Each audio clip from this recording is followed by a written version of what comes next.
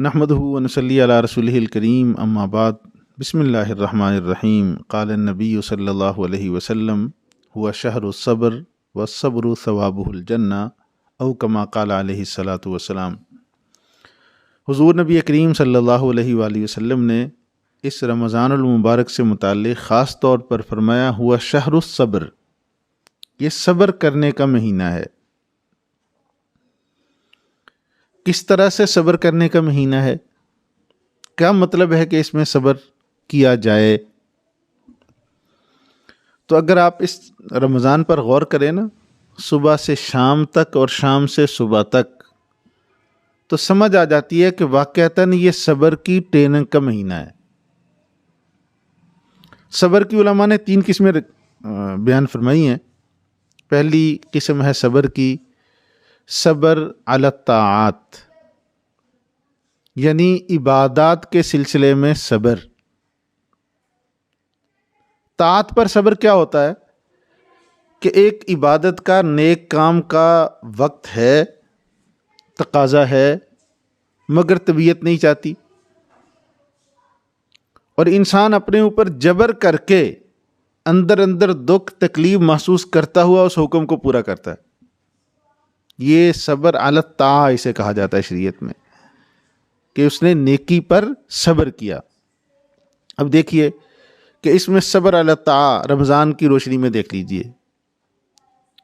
کہ صبح سے عام طور پر معمول اکثر انسانیت کا یہی ہے کہ وہ دن چڑھے اٹھتے ہیں یا نماز فجر کے لیے اٹھتے ہیں، لیکن رمضان المبارک میں تہجد کے وقت میں اٹھنا لازم ہے۔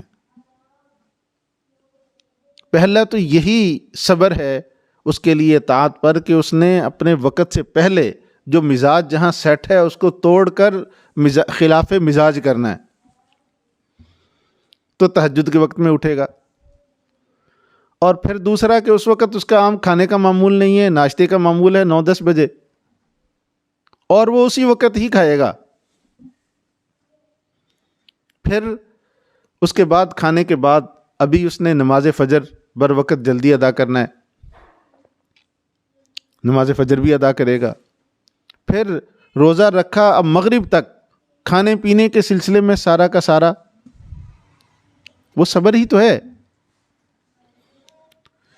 اور پھر رات کو عبادت کے سلسلے میں اب مغرب کا روزہ، مغرب کے وقت روزہ افطار کیا، پھر تھوڑی دیر آیا گھر میں، ابھی اگلی تراویح کی فکر ہے۔ حالانکہ اندر سے طبیعت بساؤ کا تیار نہیں ہوتی، طبیعت تیار ہو یا نہ ہو، ایک مسلمان اس کو سر انجام دیتا ہے، تراویح کی نماز پڑھتا ہے، یہ معمولات سر انجام دیتا ہے۔ تو یہ صبر ہے طاعت پر۔ اور دوسرا ہے صبر عن المعصیت، کہ گناہ سے رکنا۔ طبیعت میں تقاضا پیدا ہوا گناہ کا، تو انسان یہ چاہتا ہوا کہ وہ عمل کر سکتا ہے لیکن اپنے آپ کو روک لیتا ہے۔ یہ ہوتا ہے، اس کو کہتے ہیں صبر عن المعصیت، گناہ سے رک رہا ہے۔ تو یہ بھی اس کے ساتھ ساتھ اس رمضان میں کسی نہ کسی درجے میں پاس ہوتا ہے انسان کو، یار میں روزے سے ہوں، اور بہت سارے گناہ رمضان میں عام مسلمان چھوڑ دیتا ہے۔ تو یہ صبر کا دوسرا درجہ، معاصی سے بھی بچ رہا ہے۔ اور پھر مصیبت پر صبر، تکلیف پر صبر۔ جب انسان گناہ سے بچتا ہے، عبادات کے سلسلے میں صبر کرتا ہے، تو شریعت یہ کہتی ہے اگر 1 مہینہ یہ خلاف مزاج برداشت کر سکتے ہو، اگر خلاف مزاج حالات آ جائیں تمہیں، تو یہ صبر کرنا بھی باقی 11 مہینے میں سیکھو۔ اس لیے فرمایا ہوا شہر الصبر، یہ صبر کی ٹریننگ کا مہینہ ہے۔ تو اس سے ملے گا کیا یا اللہ؟ آقا کریم صلی اللہ علیہ وسلم فرمایا وَالصَّبْرُ ثَوَابُهُ الْجَنَّةُ، اس کی نقد جزا، بدلہ وہ جنت ہے۔ 1 مہینے میں یہ ٹریننگ ہوئی، اور جیسے ہی مہینہ مکمل ہوا تو جنت کا انعام مل گیا۔